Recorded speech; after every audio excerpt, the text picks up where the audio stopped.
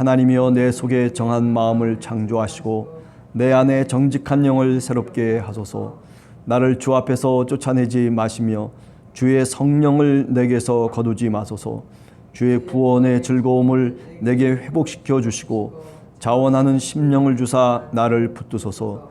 그리하면 내가 범죄자에게 주의 도를 가르치리니 죄인들이 주께 돌아오리이다. 하나님이여 나의 구원의 하나님이여 피 흘린 죄에서 나를 건지소서. 내 혀가 주의 의를 높이 노래하리이다. 주여 내 입술을 열어주소서. 내 입이 주를 찬송하여 전파하리이다. 주께서는 제사를 기뻐하지 아니하시나니 그렇지 아니하면 내가 드렸을 것이라. 주는 번제를 기뻐하지 아니하시리이다. 하나님께서 구하시는 제사는 상한 심령이라.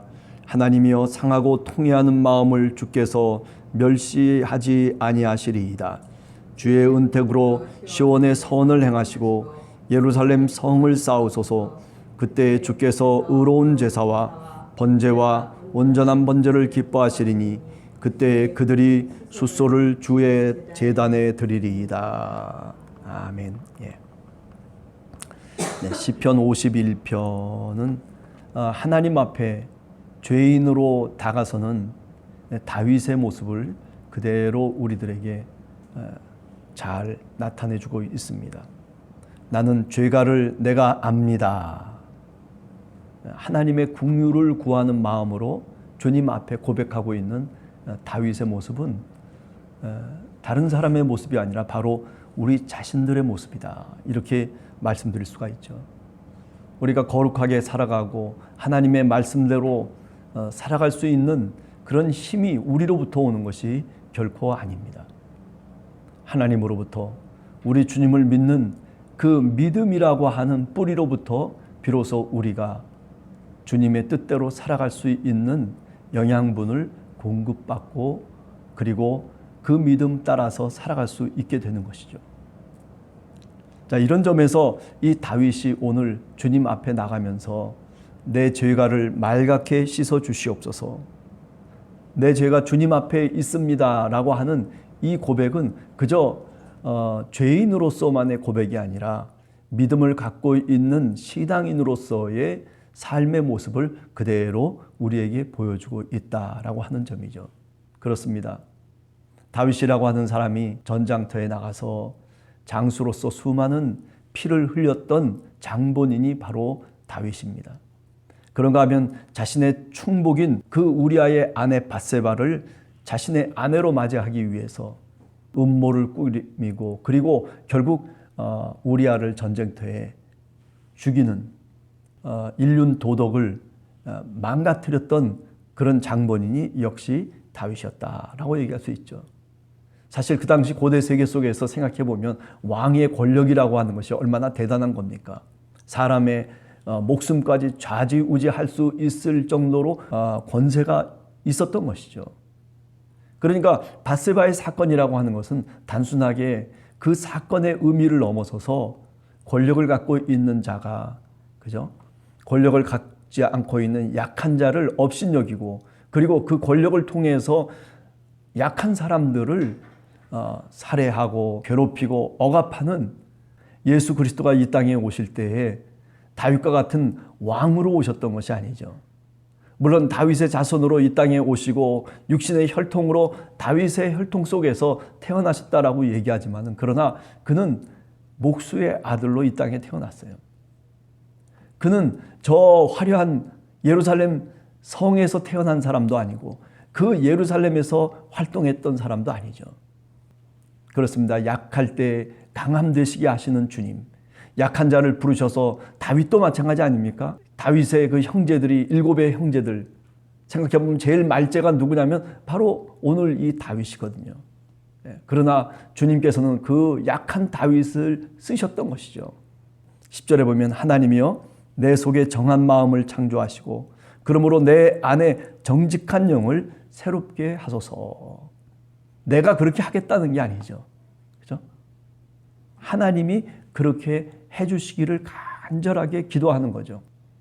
하나님께 떼를 쓰고 어떤 때는 하나님께 울부짖고 어떤 때는 하나님의 손을 붙잡고 놓지 않고 내가 어떻게든지 하나님을 붙잡고 가려고 하나님 말씀 붙잡고 가려고 애를 쓰지만은 그러나 하나님이 은혜를 주셔야 되고 하나님이 우리들에게 찾아와 주셔야 되는 거죠. 다윗이 죄악 가운데 간절하게 하나님께 기도하는 거죠. 하나님이여 내 속에 정한 마음을 창조해 주십시오. 내 안에 정직한 영을 새롭게 하여 주십시오. 라고 하는 간절한 소원을 다윗이 하나님 야훼께 기도하고 있는 겁니다. 하나님께서 구하시는 제사는 상한 심령이라. 하나님이여 상하고 통회하는 마음을 주께서 멸시하지 아니하시리이다. 시편 51편 17절 말씀이죠. 여러분 그렇습니다. 하나님은 무슨 대단한 제사의 제물을 원하시는 게 아니죠. 우리가 이사야서 같은 데 보면 그저 1장에 그런 얘기를 하고 있잖아요. 이스라엘 백성들이 하나님을 거부하는 거예요. 성전의 마당발만 밟으면서 왔다 갔다가 형식만 취하고 그리고 송아지를 잡는다 무슨 양을 잡는다 이렇게 저렇게 제물을 좋은 것을 드리겠다라고 그렇게 이야기는 하지만은 그러나 문제는 뭐냐면 죄악으로부터 떨어져 있질 않는 거예요. 하나님의 말씀 선지자들이 얘기하고 있는 그 말씀대로 살지 못하고 그래서 이사야 선지자가 돌아오라고 하는 거죠. 언제까지 너희들이 그렇게 살겠느냐. 하나님이 원하시는 것은 뭐예요? 상한 심령이거든요. 오늘 17절에 보면 하나님께서 구하시는 제사는 상한 심령이다. 여러분 그래요. 마음의 병은 모든 병 중에 가장 힘든 병이라고 얘기합니다. 마음이 상하면 모든 것이 상하는 것이죠. 아무리 건강하면 무슨 소용이 있겠어요. 아무리 육체가 튼튼하고 모든 것들이 다 잘 되고 형통하면 무슨 소용이 있겠어요. 마음이 상해버리면 그 모든 것들이 다 헛것이 되고 마는 것이죠. 그렇습니다. 마음의 병을 고치지 않으면 모든 것들이 다 사실은 헛된 일이 되어버리고 만다라고 하는 거죠. 그만큼 마음의 치유가 중요하다라고 하는 것 우리가 기억해야 됩니다. 마음이 병을 들면 뭐라고 얘기합니까? 잠언 17장 22절에 보면 뼈가 마르고 그리고 육체가 병들게 됩니다.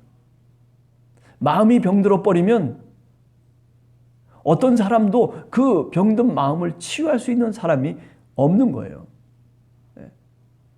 그래서 주님은 바로 이렇게 마음이 상한 자가 주님 앞에 나왔을 때에 마음이 무너진 자가 주님 앞에 나왔을 때에 그럴 때 주님께서 그를 붙들어 주시고 그리고 그런 자를 하나님께서 먼저 고쳐주시는 것이죠.